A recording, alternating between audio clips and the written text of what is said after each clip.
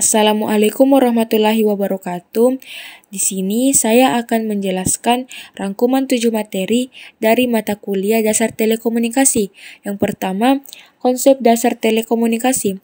Sistem telekomunikasi adalah suatu kesatuan atau totalitas yang terdiri dari bagian-bagian yang disebut subsistem yang saling berinteraksi untuk mencapai tujuan tertentu. Sistem telekomunikasi terdiri dari penerima dan tujuan, pengirim dan pemancar, media transmisi, dan informasi.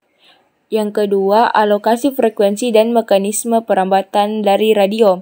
Frekuensi radio atau RF adalah frekuensi yang digunakan sebagai carrier atau pembawa pada komunikasi radio, tepatnya komunikasi non-fisis. Sebagai carrier, maka sinyal RF ini dipancarkan oleh antena transmitter yang ditangkap kembali oleh antena receiver untuk selanjutnya diolah guna memperoleh informasi yang dibawanya.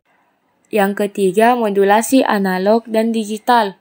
Modulasi analog mengubah amplitudo, frekuensi, atau fase sinyal gelombang kontinu untuk menyandingkan informasi, menghasilkan retan nilai yang kontinu. Sedangkan modulasi digital menggunakan sinyal diskrit seperti kode biner untuk mengirimkan informasi dengan mengubah amplitudo, frekuensi, atau fase gelombang pembawa. Yang keempat, teknik komunikasi digital. Komunikasi digital adalah konsep-konsep penting dalam komunikasi digital, termasuk internet dan juga mencangkup elemen-elemen yang tidak ada pada internet, seperti CD-ROM, multimedia, atau perangkat lunak komputer virtual reality, atau gambar 3 dimensi yang seperti nyata. Internet memungkinkan hampir semua orang di belahan dunia manapun untuk saling berkomunikasi dengan cepat dan memudahkan manusia dalam berkomunikasi satu sama lain tanpa dibatasi oleh ruang dan waktu. Dengan perkembangan zaman komunikasi yang dilakukan tidak hanya sekedar berbincang-bincang, tetapi komunikasi mengalami perkembangan dengan menemukan alat-alat teknologi. Yang kelima, pemancar dan penerima radio. Antena adalah sebuah antarmuka antara gelombang radio yang merambat melalui ruang dan arus listrik yang bergerak dalam konduktor logam dan digunakan dengan pemancar atau penerima. Dalam transmisi, pemancar radio masuk ke arus listrik ke terminal antena, dan antena memancarkan daya dari arus sebagai gelombang elektromagnetik atau gelombang radio. Fungsi dari antena adalah untuk mengubah sinyal listrik menjadi sinyal elektromagnetik, lalu meradiasikannya atau pelepasan energi elektromagnetik ke udara atau ruang bebas. Yang keenam adalah jaringan komputer. Jaringan komputer adalah dua atau lebih komputer yang terhubung satu sama lain dan digunakan untuk berbagi data. Sebuah jaringan dibangun dengan perpaduan konfigurasi hardware dan software untuk menciptakan sebuah sistem yang dapat bekerja dengan mulus.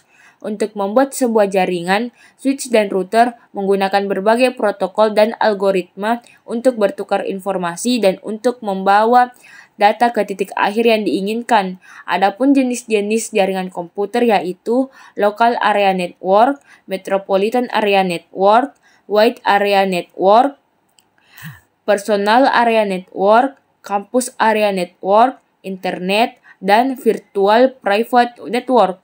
Adapun topologi jaringan yaitu bus, ring, star, tree, dan mesh. Yang ketujuh, saluran transmisi. Transmisi yaitu sebuah pemancar atau transmitter telekomunikasi yang bertujuan untuk memancarkan sinyal radio frekuensi atau RF yang membawa sinyal informasi berupa gambar atau video dan suara audio hingga dapat diterima oleh pesawat penerima atau receiver TV di daerah yang tercakup atau tercover oleh pemancar TV tersebut. Saluran transmisi adalah kabel khusus atau struktur lain yang dirancang untuk melakukan arus bolak-balik frekuensi radio, yaitu arus dengan frekuensi yang cukup tinggi hingga sifat gelombangnya harus diperhitungkan.